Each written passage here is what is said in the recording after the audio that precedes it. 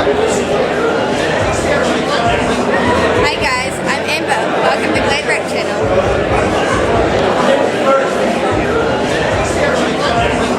Hi guys, I'm Amber. Welcome to GladrapChannel.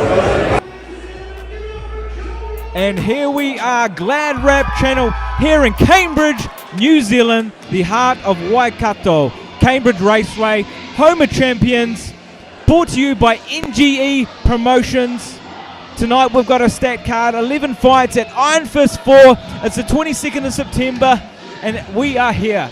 I've got beside me Joshua, Oceania champ, lawyer. Welcome tonight. Thank you. It's great to be here. Looking forward to this one.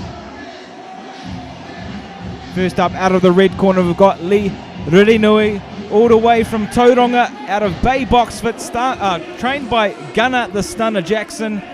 And in the blue corner, we've got Joeroy Palma, all the way from Raglan, out of MTB Gym.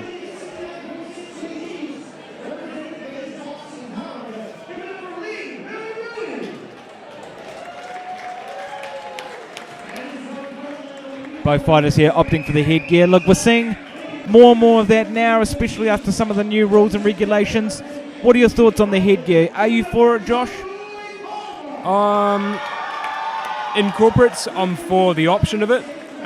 Me, myself, I don't like it. I don't like it at all. Restricts the vision, or what are your thoughts Restricts on the it? vision. I don't think it stops head trauma. It can prevent cuts, but just as much to your opponent as to you. I'm not a big fan of them. All right, here we go. These boys coming in at 69 kilograms.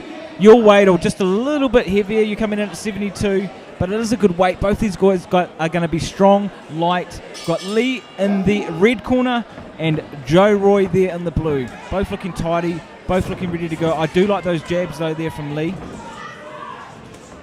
But those hooks there now from Joeroy. Tell you what, there has been no filling out process in this fight.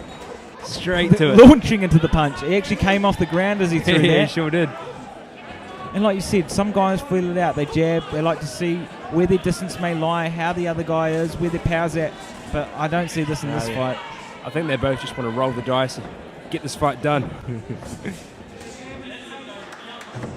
And like I was saying about the headgear, I feel like it's kind of like wearing gumboots in the shower. I think I told you that last time. I'm not a big fan of the headgear. I wouldn't. That's an interesting way of putting it. I feel that you can come forward a little bit more aggressive with your head. Once you don't wear that headgear, you do. Yeah, head clashes are a risk. Have a bit more reservation when you come in with that head, with the ducking and weaving. Yeah. Loving the tight guard there, though, from Joeroy. You know, for someone that hasn't had any fights, he's holding a crisp guard, tight guard. Especially when Lee comes forward, he's always got that guard up, so he can't get through. Yeah. We're seeing some good conventionals from both these fighters. Good conventional skills. Both so aggressive, so active. I'll reiterate again, no feeling out. They're just going for gold straight from the get-go. We're 1 minute 30 in, 30 seconds to go. This has been one of the quickest rounds I've ever witnessed. Yeah.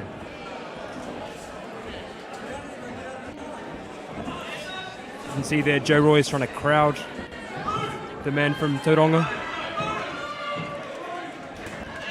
So in the blue headgear there, Joeroy is trying to press big action. hooks.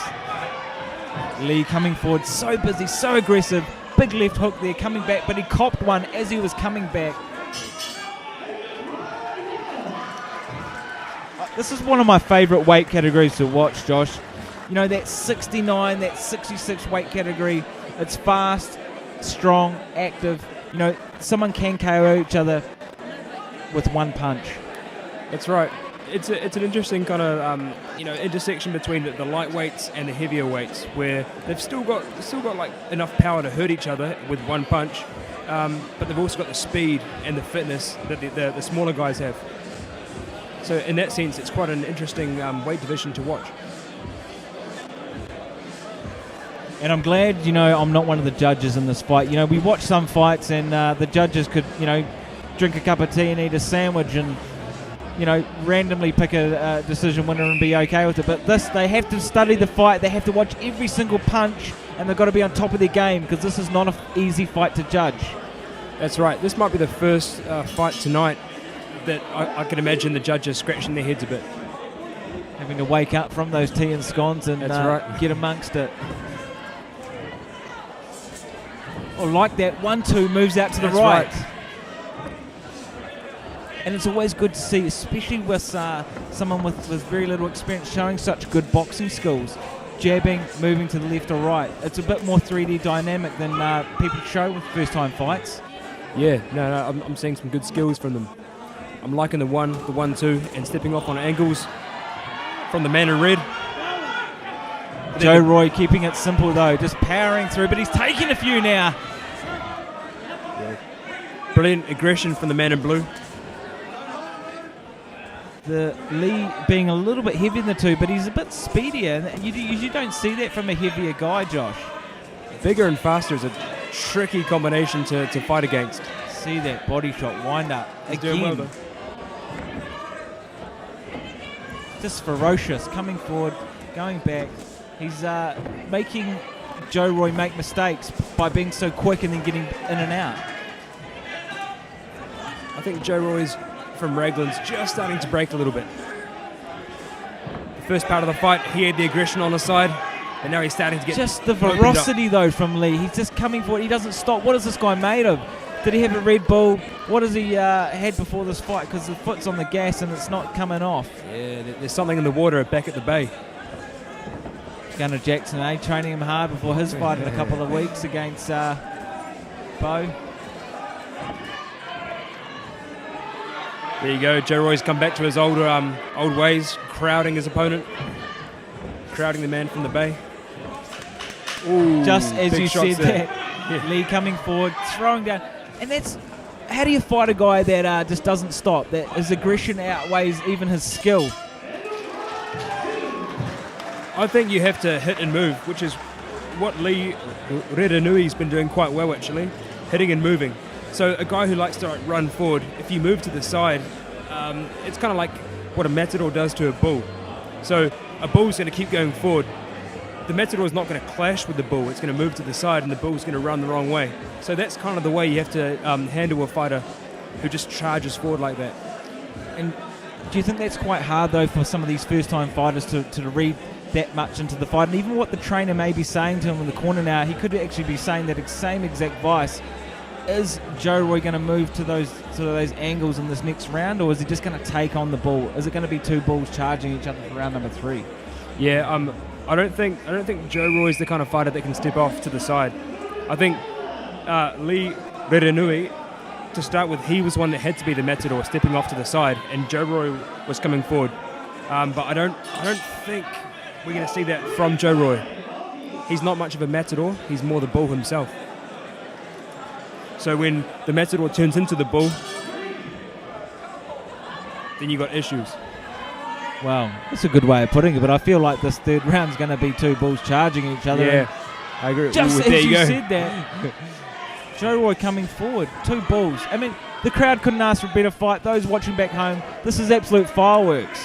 Oh, body shots. It's always good to invest in the body, especially early in the round.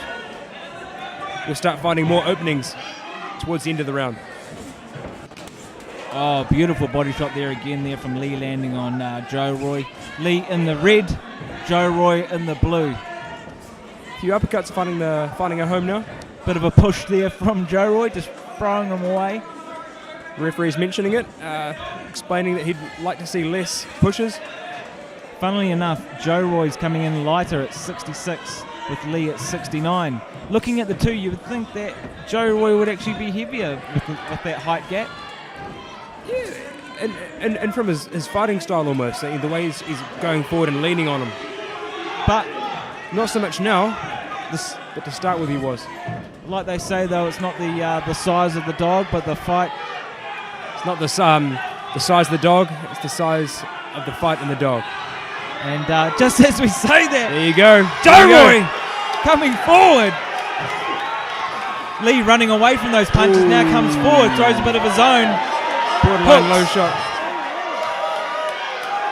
Crowd loving this. The referee on the verge of jumping on this. Opening up.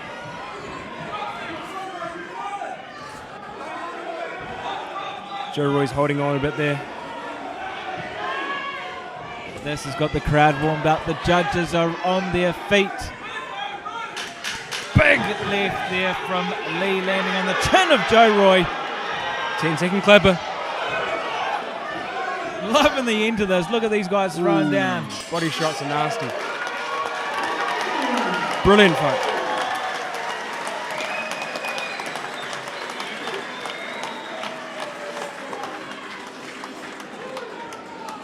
What a fight that was. I want to see this go a few more, Josh. I think they've still got a bit of gas left in the tank. That fight went too fast for me. I was enjoying it too much. I think the crowd were too. Even the corners were probably hoping for another round. I'm not sure the corner of the man from Raglan wanted to go.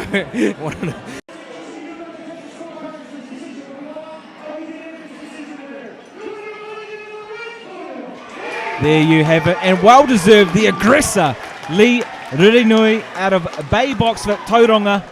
What a win. Well deserved, Josh. Tell you what, and Joeroy from Raglan didn't stop fighting back. Brilliant fight, but well deserved win to the man from the Bay.